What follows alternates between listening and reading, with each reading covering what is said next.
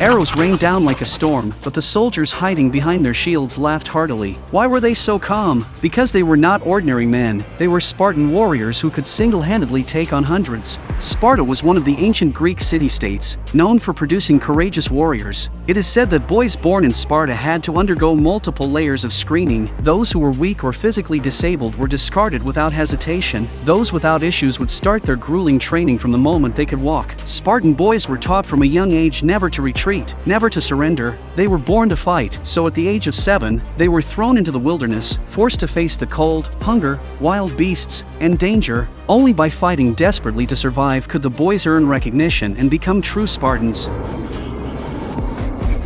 This man's name is Leonidas, the king of warriors of his generation, and the new king of Sparta. One day, a Persian envoy arrived in the kingdom. He came on behalf of the Persian emperor, Xerxes, demanding Leonidas' submission, but the envoy was arrogant and disrespectful towards Queen Gorgo and the people. Instead of compromising, Leonidas drew his sword and aimed it at the envoy. No man threatens a messenger. This is Sparta!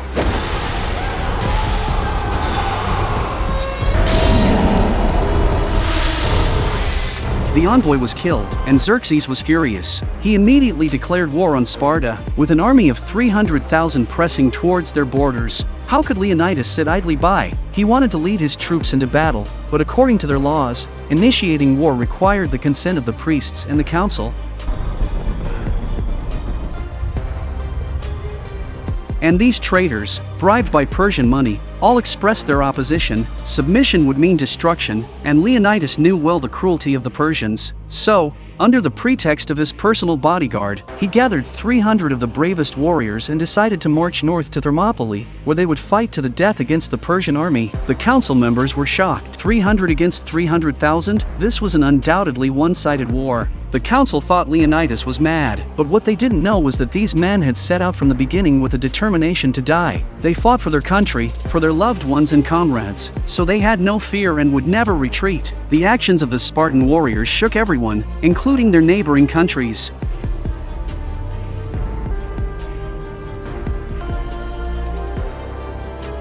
One of their neighbors intercepted them on the way and requested to join their ranks.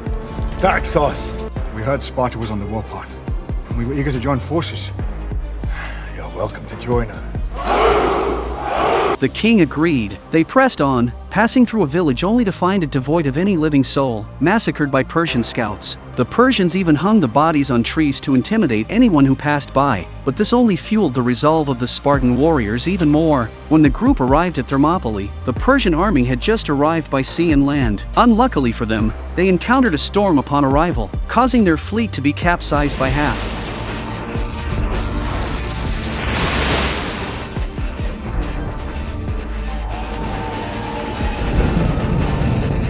The warriors rejoiced at the sight, but the king furrowed his brows. He ordered his men to build thick stone walls along the coastline, forcing the enemy to engage them only at Thermopylae. Thermopylae is strategically important and difficult to attack. The numerical advantage of the Persian army is diminished here, and they have also killed all nearby enemy scouts. When another arrogant Persian envoy arrives, all he sees are corpses displayed on the side of the road and remain cemented into stone walls. You will pay for your barbarism!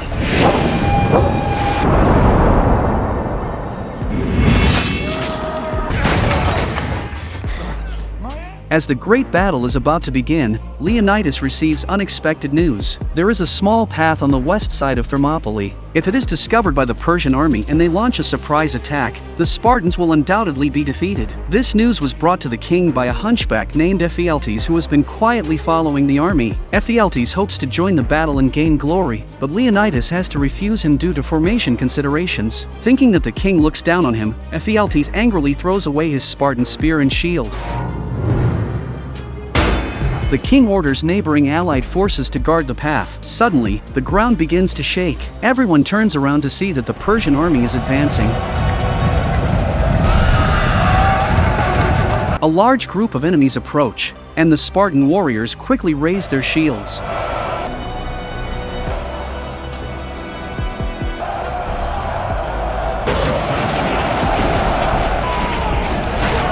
With only 300 men and the advantage of the treacherous terrain, they actually managed to block the 300,000 opposing army. They coordinate perfectly, lowering their shields, thrusting their spears, and fighting with great fluidity. The enemy's casualties increase, while the Spartan warriors become more courageous in battle. They tread on the bodies of their enemies, forcing the remaining Persian soldiers into a corner.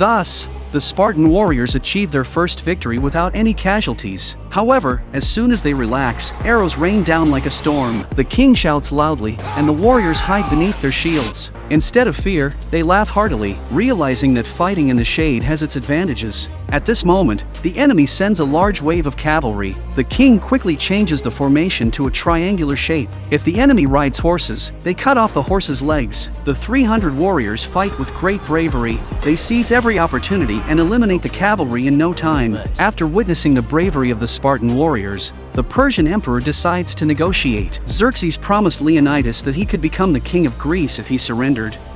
Fear that I'm a generous god.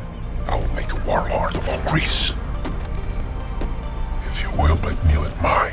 However, Leonidas, being old and having trouble with his legs, said it would be difficult for him to kneel. Faced with such mockery, Xerxes became very angry and vowed to destroy the kingdom of Sparta. That night, he sent his strongest troops, the Immortal Legion, to attack. When the Spartan warriors learned of their arrival, they prepared a special gift, a mountain made of Persian corpses.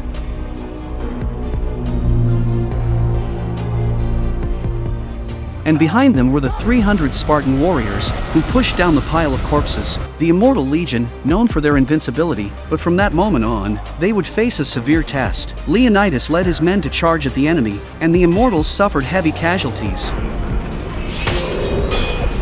The Persians then sent out their giants, standing at 3 meters tall with the strength of bulls. Even the bravest Spartan warrior, Leonidas, struggled against them.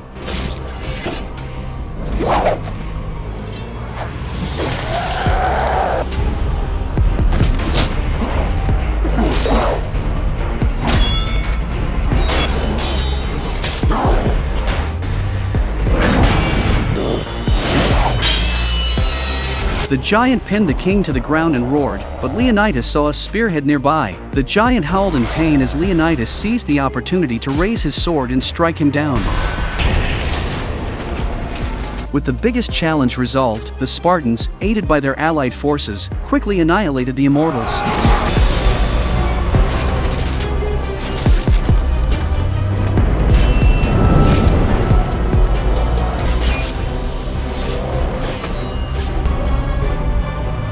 The second battle was won. The Spartan warriors were ecstatic. Although they had casualties, they finally saw a glimmer of hope in this battle against overwhelming odds. They shouted the king's name, unaware that even greater challenges awaited them.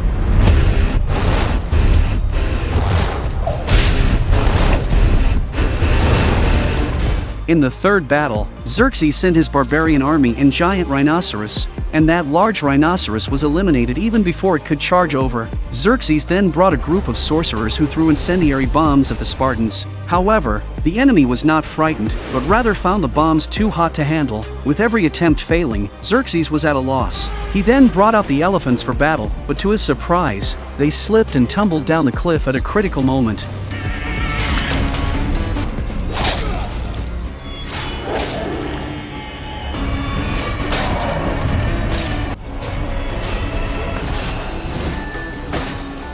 This battle resulted in heavy casualties for both the Persians and the Spartans. They only had a mere 300 people, and the sacrifice of any individual deeply saddened them.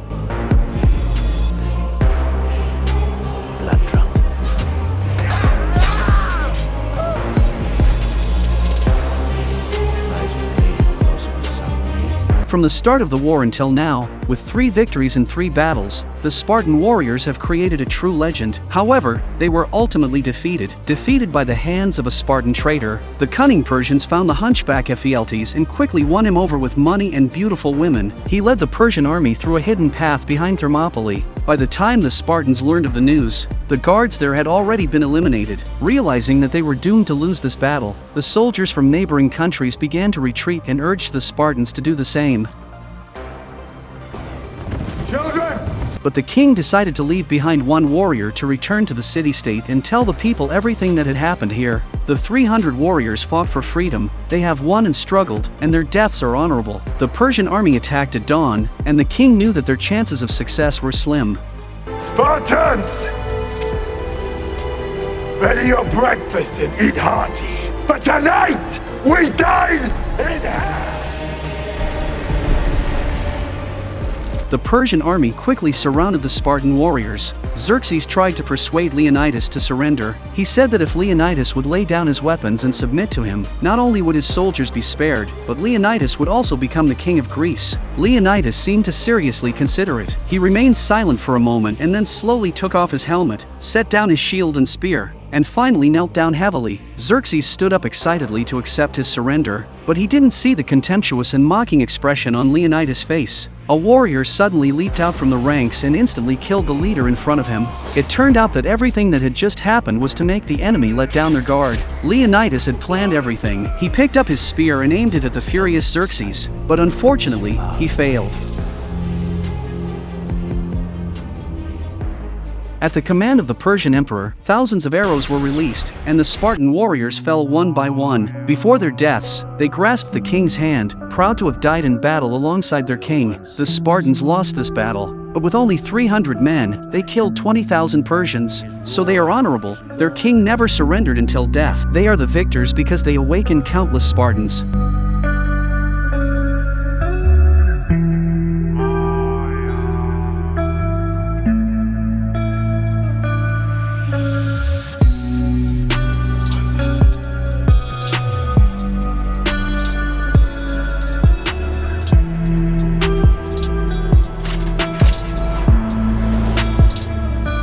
They stood up again, and these people will inherit the king's will. Never flinch, never surrender,